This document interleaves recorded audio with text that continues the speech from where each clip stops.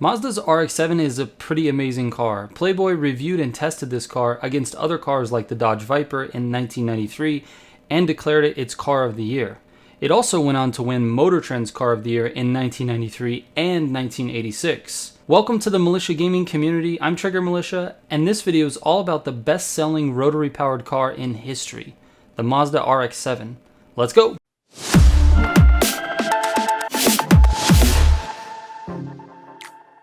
The Militia Gaming Community and Dave Loves Games came together to create a community Discord. If you'd like to join the Discord, there's an invite link in the description down below. This is the best way to keep up on what's going on with both of our channels, so make sure you hit that invite link and we'll catch you over there. If you are familiar with these build videos, go ahead and skip to about the 2-minute mark. If not, here's how these videos go. I buy each engine for the car and test it on the day races Aerion and Aarvark to find out which one is the fastest.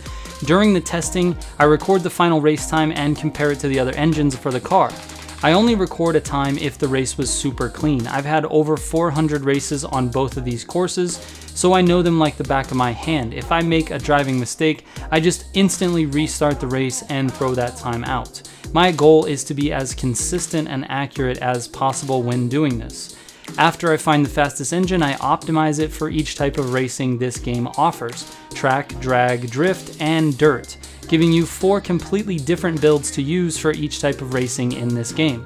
I also have my personal top 20 for these 2 track courses, so we can compare the times for this car with the rest of the cars that I've tested to see how everything stacks up. The idea is to have some sort of foundation to rank these cars from fastest to slowest, but keep in mind that this is just my personal top 20.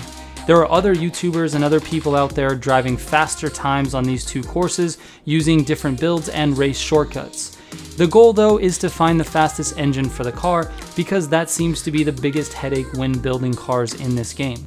This Mazda RX-7 performs really well on the track. It actually slides through corners exactly the way I would want cars to.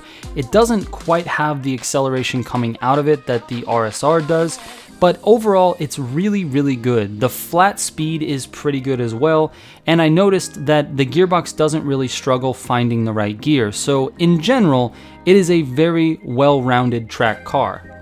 Now, in testing the engines, I noticed that the 562 horsepower 3.8 liter V8 engine was definitely the fastest. I ran faster times with that engine on both Aerion and Aarvark, which kind of disappointed me considering this car's history with the rotary engine.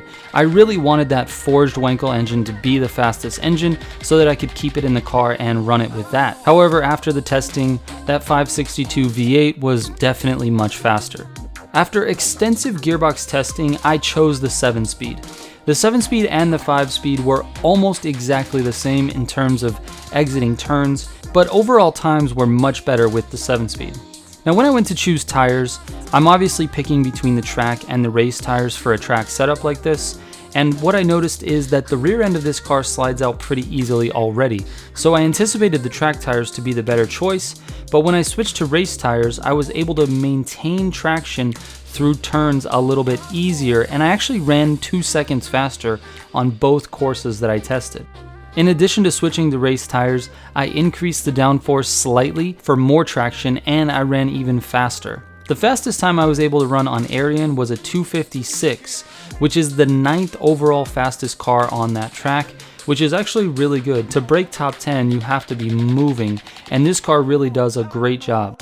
My fastest time on Aardvark was 4:36.4, which is my 11th fastest time overall, which is, again, really good. So the full build looks like this: the 562 horsepower 3.8 liter V8, Ultimate Plus parts with the Ultimate Dual Turbo and 5x3 pound NOS. I use Super Track suspension, Elite brakes, Elite race tires, Elite Plus clutch, Elite 7-speed gearbox, Super Track differential, and then I minimize the steering sensitivity and move the downforce up 1. As a track car, it's very capable, but it's not top 5 fast. It's definitely a top 10 car in the game, and it was very enjoyable to drive and very satisfying. Alright, moving on to the drag strip. This car puts up a modest quarter-mile time of 8.57. It's in the middle of the pack for the cars that I've tested. 8.57 is insanely fast in real life, but in this game there are a lot of fast drag cars, and this car actually made it to number 9 overall for my drag tests. The biggest issue I had testing for drag was finding the right gearbox. If you look at the statistics, many of the gearbox options for this car have the same exact quarter-mile time depending on where you put your downforce. So I decided to run all 4 gearboxes head-to-head in a video recording, and I put the clips together like this so that you can see which one was the fastest. And you can obviously see that the 7-speed is slightly faster than the 5-speed. It is insanely close though. If you look at the line directly in front of the car, both cars are really close to the line. One car being a little bit farther to the left, closer to the wall, making it look like it's ahead, but the 7 and the 5-speed are insanely close. I chose the 7 so that I don't have to switch gearboxes when going from a drag to a track setup. So my full drag build looks like this. 562 horsepower engine again, Ultimate Plus engine parts and Ultimate dual turbo with a 1x15 pound NOS, the Super Track suspension, Elite brakes, Elite drag tires, Elite Plus clutch, Elite 7-speed gearbox, and Super Track differential with minimum steering sensitivity and downforce down 2. Alright, moving on to the drift category. This car scores insanely high drift scores. I beat all of my high scores on every single course that I tried. Now I don't know what about the car makes it so good, but the score seems to multiply so much faster than every other car. Now I use the standard rear wheel drive drift setup, which is the speed cross suspension, drag tires, and pro drift differential. So you can just take my track build and then add the speed cross suspension, the drag tires, and the pro drift differential. I'll flash it on the screen now so that you can see the full build, but it's basically the track setup plus those 3 parts. Now, in addition to scoring very high, this car actually does really well at transitioning from drift to drift. You normally would increase your steering sensitivity on a drift build so that you could swing the car back and forth really quickly, but in this case, this car swings very easily anyway, so I decreased my steering sensitivity a little bit, and then I minimized the downforce. Alright, moving on to my last tests, the off-road tests. This RX-7 performed pretty well. It was 6th overall in its combined times on HTV2 and Rumble. It ran a 153.1 on HTV2, which is actually tied for 10th place with the Beetle, but it ran very fast on Rumble at 314.4, which is actually 3rd place. So its combined time makes it the 6th fastest off-road car in general, and of course I was still running that V8 engine.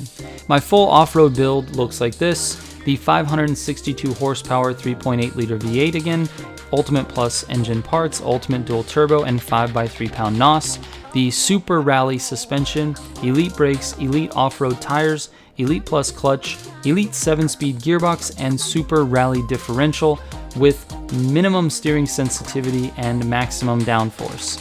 Now I had to maximize the downforce on this car because it literally couldn't get any traction coming out of a turn. The second I started sliding, it was impossible to get the wheels to hook up again, so I decided to maximize that downforce, and then I started running like a normal car. One thing I noticed with this car is that on the off-road races, there tends to be certain areas of the map that sort of clip, and then you hit the bottom of your car on the map and it slows you down. This car doesn't do that at all. I didn't notice any time where the frame of the car hit the ground causing sparks. It actually took everything really, really well with the rally suspension. So that's actually a plus for the car. Even though it didn't run the fastest times, it ran the cleanest out of any car that I tested. Alright, to sum this car up, it's a pretty above average car in everything that it does, with the exception of drifting. Drifting, it is an all-star. It is the best drift car in the game, in my opinion. It scores the highest. It is fairly easy to control once you understand when your car is going to swing back and forth, and keeping your wheels spinning at low speeds is actually very, very easy. So I found this to be the best drift car in the game. It's confirmed. A lot of other YouTubers have been saying that this is the right car for drifting, and I agree with them. I still prefer my Evo 9 in terms of like style. I think that car is actually easier to handle and you can put it into some tighter spaces. So for video clips and things like that, I think the Evo 9 works a little bit better. But this RX-7 does a great job for drifting and scoring high. If you use this to 3-star your drift sections, it will be very easy to do. Alright, thank you to everyone who has supported this channel. I really appreciate all the growth that this channel is experiencing, and it's because all of you guys. Everyone needs to go to the fridge right now and crack open an ice cold Barks. And don't forget, hit me up on Instagram if you have any questions about this video or any video, or you just want to talk cars. I really do read every comment and every DM, so don't hesitate to send me a message.